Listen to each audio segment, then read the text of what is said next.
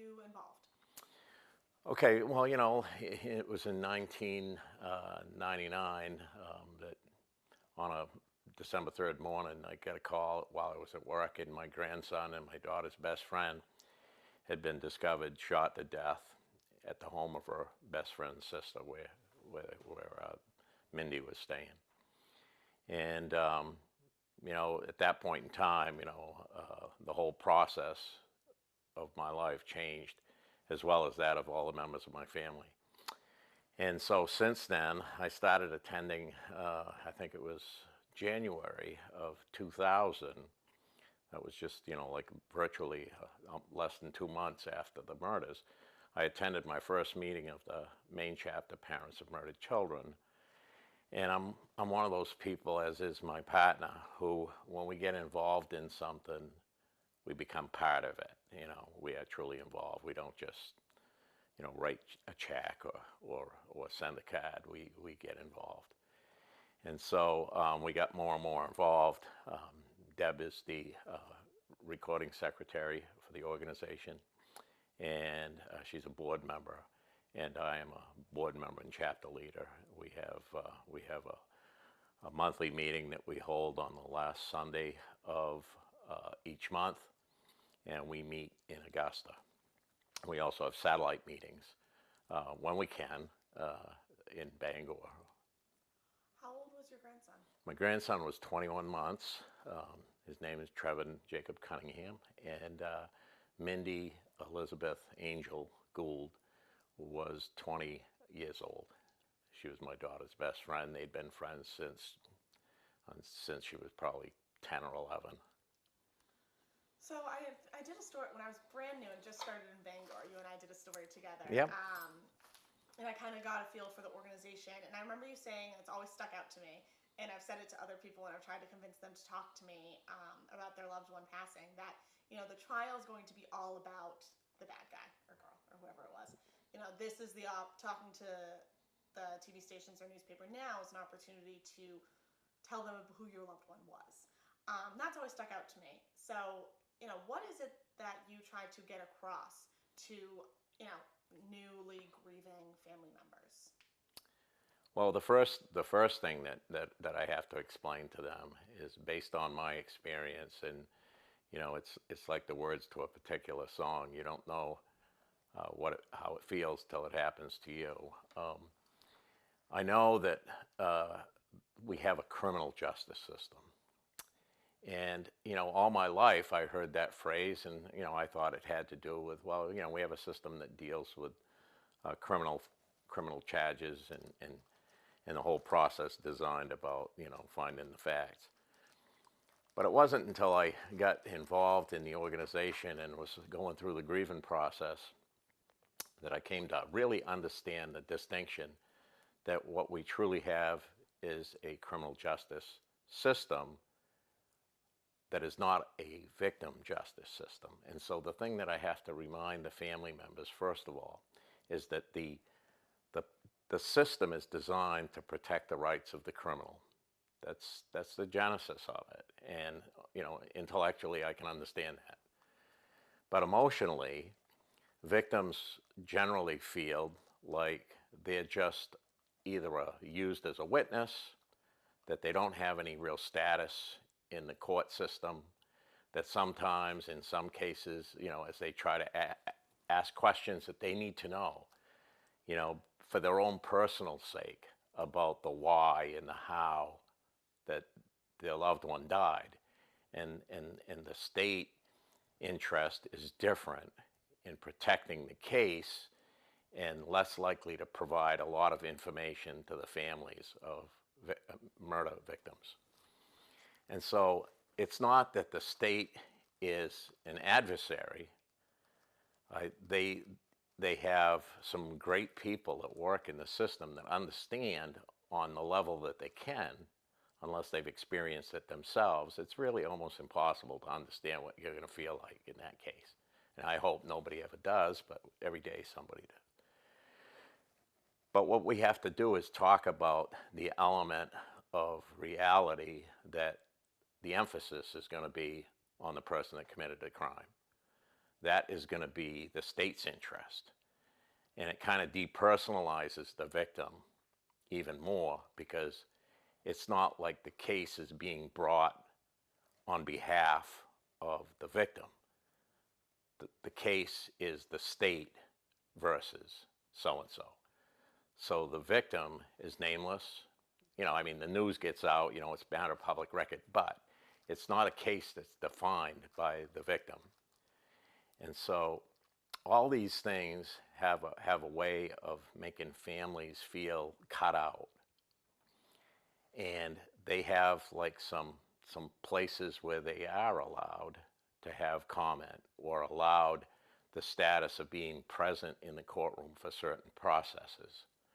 And those are the things that families need to know as early as possible, and it needs to be repeated quite often, because when people are in a state of shock, they don't always remember the words of people like myself or the advocates who work for the Attorney General's office, who work with both as victim families, but they also work as interviewers for the witnesses of the crimes, including some of the family members in some of those cases, depending on the circumstances of the crime.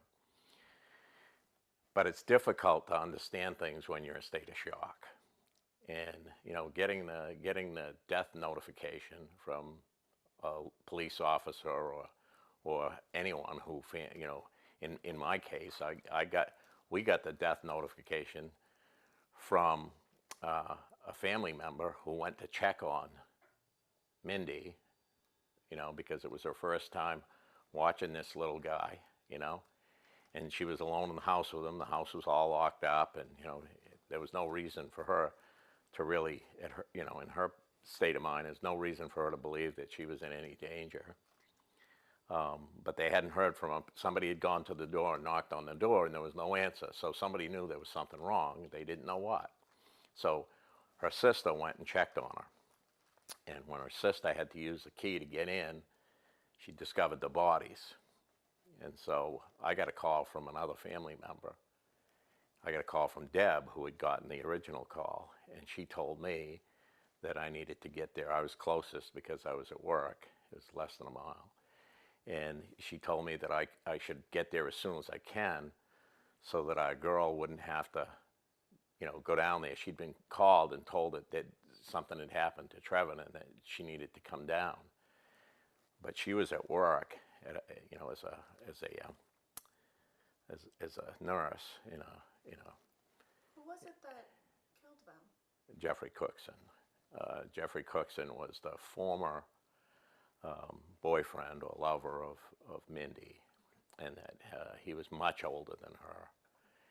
And she was so young and vulnerable. She was living alone with her kid brother. Her mother had died. Her mother just the three of them lived together in a little house. And, he'd been viewed, when her mother was even alive, he'd been viewed as kind of a really safe guy. He didn't drink. He didn't, do dope. But nobody seemed to be concerned about the fact that he was like in his 30s and she was in her teens at the time. And so, you can't paint everybody with the same red flag. But, it turned out that in that particular case, when she decided that she was going to leave because she didn't like the way he controlled every action, how he answered on another phone in the house every time she did. And he always made his presence known. He never just tried to keep it secret, but he always let her know that, yeah, I'm on the other phone. And then he'd talk for a little bit, make sure he knew who she was talking to. Then he'd just say, well, I'll let you two chat, and he'd hang up. But over a period of time, she clearly understood that she didn't have her own life. Right. So I remember those days when there was the two phones. So the story I'm working on, and one of the victim advocates, Joanna Stockinger, Yeah. that's her last name, she suggested I reach out to you. Yeah. And she's a sweetheart. And she's a great person. And she's dealing with it herself Yeah. now. Yeah. But So a little too raw and not great for her, but I wanted to talk to you a little bit about Mm-hmm. how the new residents of the Maine criminal justice or the Maine corrections, and how they're kind of being treated a little bit better, more Mm-hmm. humane. Do you know about these changes? Were you aware of those?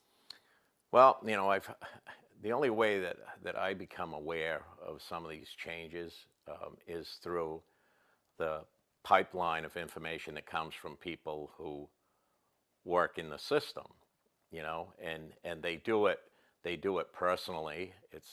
I don't know it from public information. I haven't seen anything. I've been never invited to anything that involves victims, with the exception of participation in an advisory group for the Department of Corrections.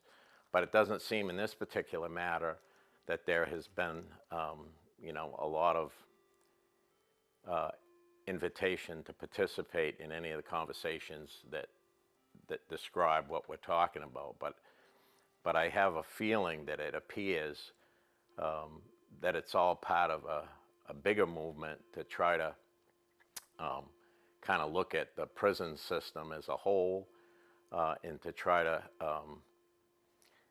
kind of look at it as a prison industrial complex, and how it needs to be dismantled somehow and reconstructed into some different thing. There are people, I understand them, who think that prisons should not be necessary. And we could have all kinds of discussions if we were invited to them about the distinction between the crimes for which they're crimes not particularly against a person, but stupid criminal behaviors that often put people in jail, sometimes because of the habitual offender standard, because they don't seem to learn from their previous experience, and nothing seems to really make a mark on deterring them from doing the same stuff over and over again. But I'm more concerned about the effect that all this conversation and change has on the worst offenders, not residents, the offenders, perpetrators of heinous crimes, people who have wantonly and, with premeditation, have, abused children sexually, physically, people who have abused their spouses, with intent, people who have murdered, people who have raped, home invaders. I mean, there are so many crimes against a person for which prisons, and only prisons, are designed to keep the society safe from. This isn't like group homes are going to do it. It's not like turning the system into one of dormitories, with unlimited freedoms, or even with even limited freedoms. We need to be protected from the most violent of our species, and the only way to do that is for there to be some kind of incarceration that's not it's not a vacation, it's not a college dorm, it's not just limited rules that they have to follow, but a very well disciplined place for which they should be treated humanely, um, and they should be treated with dignity. They should be given the basics, that we all um, want: food. They have shelter. I mean, we don't put people in caves. We don't put people in places where they're filled with rodents, or it's not like the dungeons, and it's just they are removed from the population where it was a privilege for them to reside you know, in a rule of, in a society that's ruled by laws to make sure that people just live by common norms of behavior. You don't, you don't steal. You don't break into somebody's home. Just because you want something that you know that they have doesn't give you the right to go and take it from them. You know, their crimes have eliminated people's sense of security. People are changed forever by the actions of those who create crimes against them, or in the case of murder victims, their survivors, their family members, who never rest easily again, knowing that that person killed once, and that taboo is removed now. You know, they already know what it feels like to kill a human being. It might even be easier the second time. Why would we as a society think that by treating them better, there's going to be less crime? You know, there are some people just need to be treated the way we all wanted to be treated. But when they commit crimes against us, they should be removed from society, and their punishment should be that they're limited. Their freedom is limited, you know, not enlarged. And you know, their opportunities should be to take up the time that they have, but they should always be thinking about what it was that brought them there in the first place, and not deny the fact that they hurt somebody in order to be in the place where they are now. So, is it fair to say that you and, you know, the parents for murdered children are not really in favor of these changes that Maine DOC is making?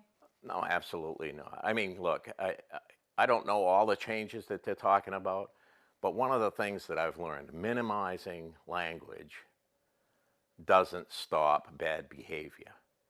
You know, when you call rape sexual assault, it doesn't make it less traumatic for the victim. It just gives a fig leaf to the perpetrator. We've made that mistake over and over and over. Murder has more feeling to it than homicide, you know? And the way we are minimizing somebody's status by referring to them as a resident rather than a prisoner is just another example of how we're using language to be able to make their wrongs seem not quite as bad. You know, there's a distinction between somebody who's in there for writing a bad check, or multiple bad checks in the case of anybody in a Maine state prison. But writing bad checks, although it could be harmful to an individual, you know, I mean, is not in the same class of crime, in my opinion, as a crime of breaking into that person's home and destroying their sense of peace for the rest of their life. So, when I went to the prison to work on this story, I interviewed two inmates, prisoners, residents, whatever we want to call them. One had sexually assaulted his daughter and was there for it. He's getting out soon, but I think he had been there for like 13 or 14 years. And another had murdered his wife. And it was interesting to me that they both seemed really happy and excited and, you know, good, I guess, for lack of a better term. As someone who's lost a loved one and you do this work, is that frustrating to see? Yeah, well, you know, the total lack of any empathy for the families that someone has removed a loved one from should be all the evidence that's needed to show that there is no remorse for the actions that were done. It's not as simple as being able to say, well, you know, I was young and I might have made a bad choice. You know, like a bad choice is drinking a beer when you've already had one and then getting stopped for an OUI. You know, killing your wife or raping your daughter is not just a simple mistake. There should be a lot more remorse. And you know, hope does bring some joy.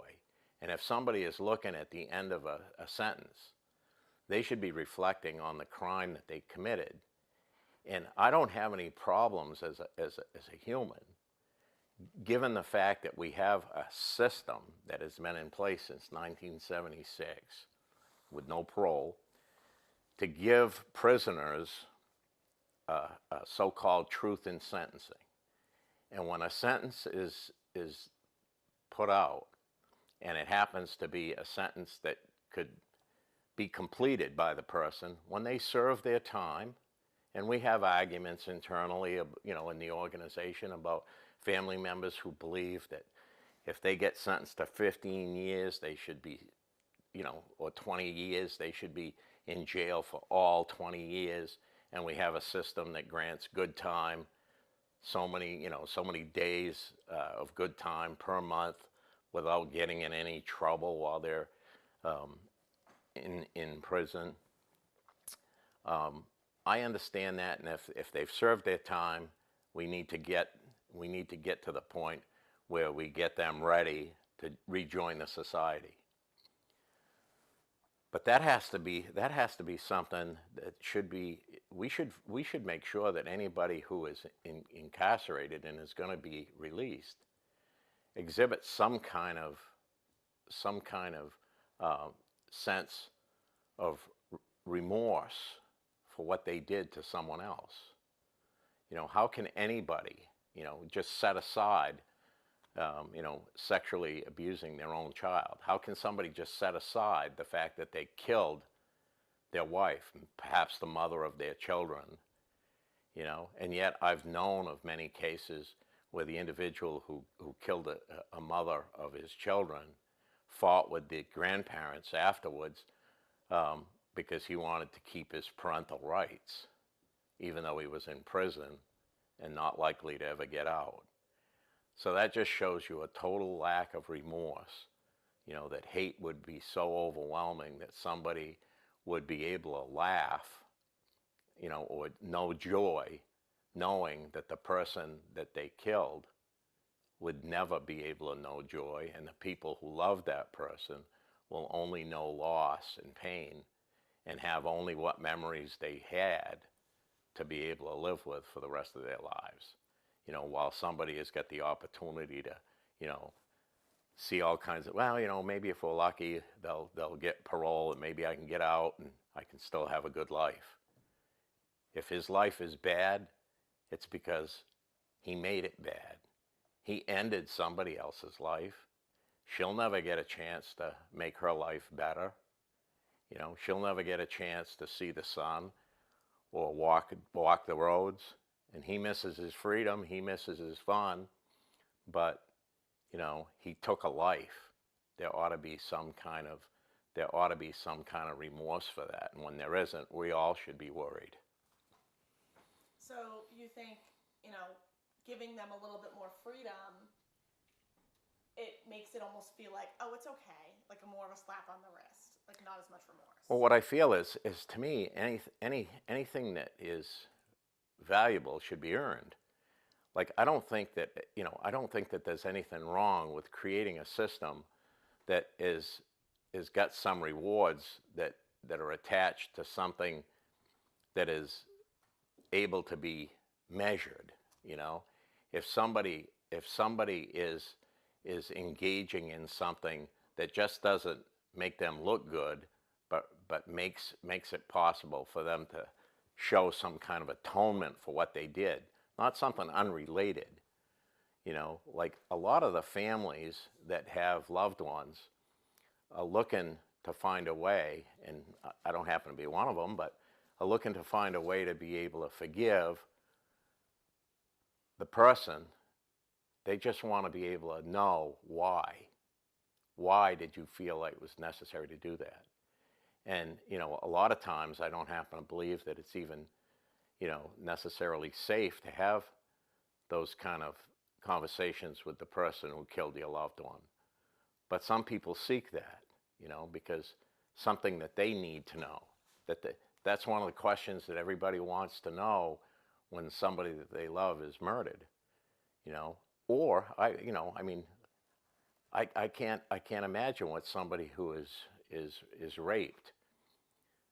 I mean, sometimes we think we understand why crimes like that are committed. We talk about it, in vague terms, like, exerting power over this other person. But what about the person who did it? Don't they know why they did it? And they very rarely do they ever want to come clean and say, after they've been in prison even, they still want to deny, deny, deny. And they never want to give anybody the satisfaction of knowing, yes, I did it. I'm sorry I did it. I know you might never want to, talk to me about it, but they acknowledge what they did and they own it. And maybe those are the kind of situations where they could earn something. But it seems like what the system wants to do is kind of float all the boats the same, whether anybody's doing something to help themselves or whether they're not. And whether that makes the job easier for controlling the population, I don't know if that's why it's done, or is there some other political pressure, from outside groups. I do know one thing, that the commission that was created to talk about these things, to the best of my information, they have at least one prisoner on that. They have at least one prisoner advocate on that. And I know we never got invited to be part of that. And I know that they don't have any murder victims' families sitting in on that. And, it's kind of interesting. There was, during the testimony at the parole hearings, there was one family member who was highly illustrative. It's just dying on me. You need a power? Yeah, there's power right behind you. I don't need to use it for the whole time. Go ahead, what were you saying? So what I was saying was that,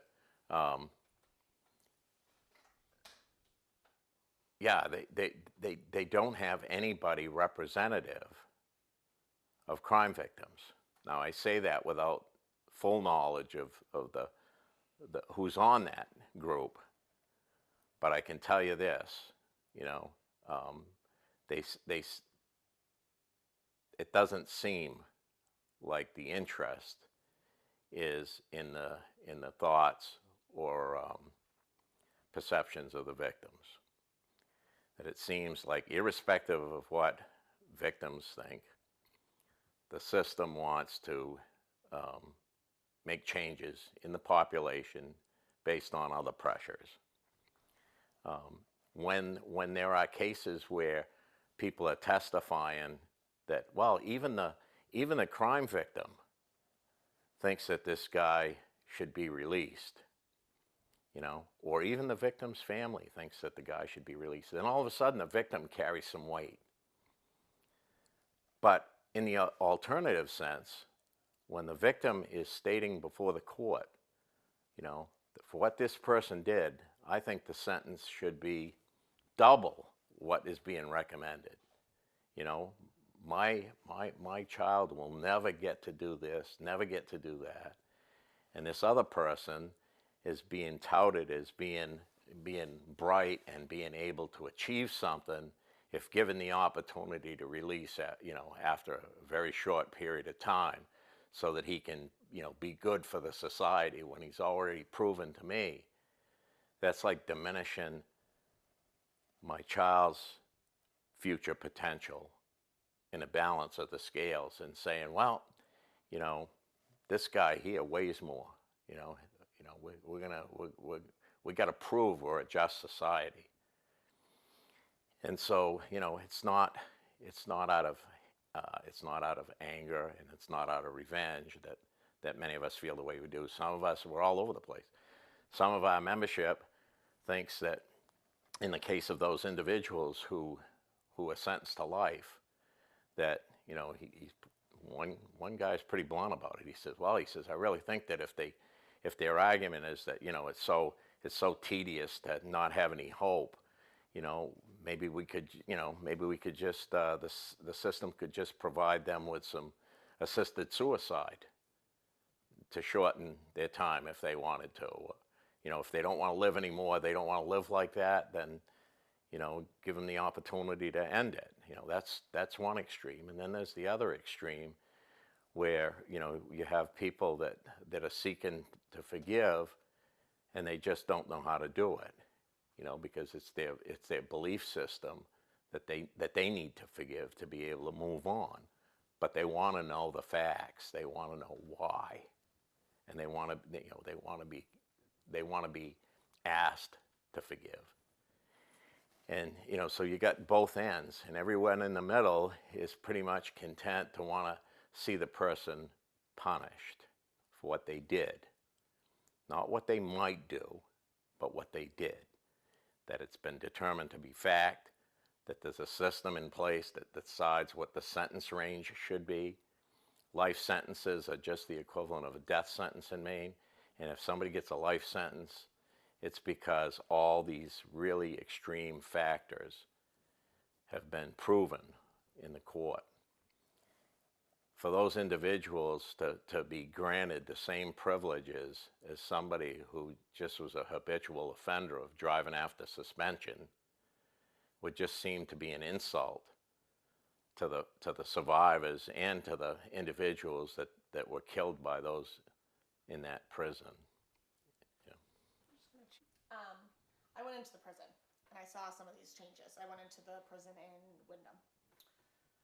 And some of the main things are softer surfaces, so like nicer little bed frames, a little rug, allowed to put things on the wall. There's also like now they're allowed to have like a microwave and a coffee maker and like a hot plate if they want to like cook for themselves.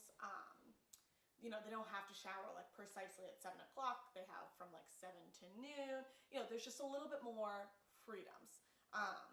And to like, those don't sound like huge deals. Like I have all of those things. You have all of those things. But for someone who killed his wife or molested his daughter, those are huge changes and things. And so, what do you think of all of that? What do you think of them having a little bit more freedom or some like nicer touches in their dorms? Well, I don't think it creates any kind of deterrent. If there's going to be any value at all in having a system that judges people, it should be some form of deterrence to modify the behavior so it never happens again. Not to make it more enjoyable while they're there. I don't think that in this day and age that people should be tortured. I don't think they ever should have been, but it's not even acceptable to consider now, where it was at one point in the world's history, it was commonplace.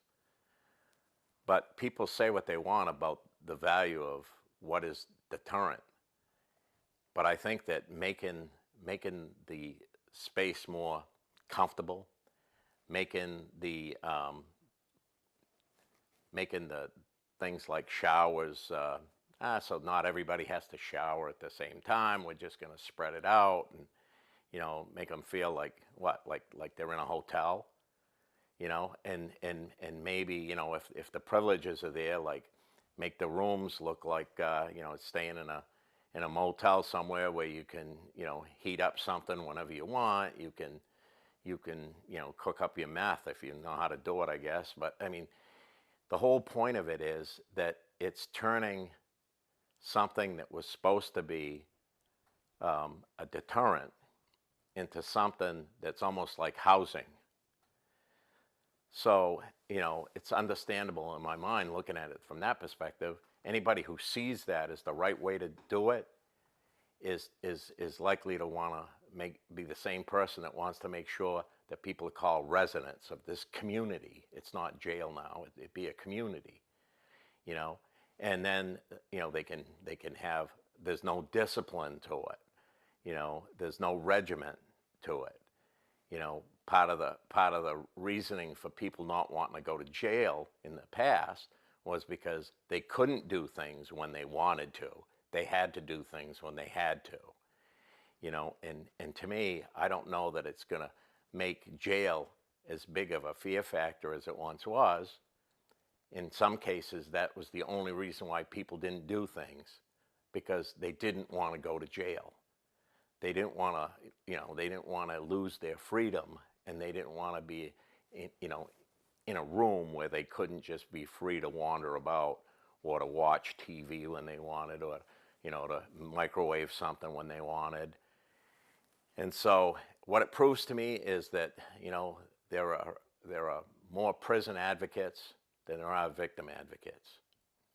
It proves to me that the advocacy of voices means a lot more to the system,